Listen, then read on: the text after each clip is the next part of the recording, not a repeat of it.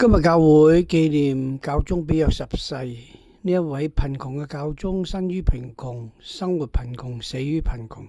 佢最大嘅貢獻就係使到教會力抗國家對教會嘅迫害。佢寧願放棄俗世嘅一切財物，為維護教會，而且佢頒布咗一切以基督作為我哋最高嘅準則，就好似耶穌喺今日福音中講，我哋應該要全心全靈全意全力愛天主喺萬有之上，因為咁樣係比一切更加重要。所以由佢開始，佢准許每一個教友可以每日勤領聖體，藉住耶穌基督嘅身體幫助我哋去實踐我哋嘅信仰，亦都使到開咗名嘅細蚊仔可以初領聖體。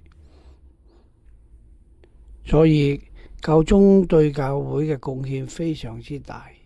藉着佢使到我哋能夠真正咁明白同埋了解信仰對我哋嘅重要。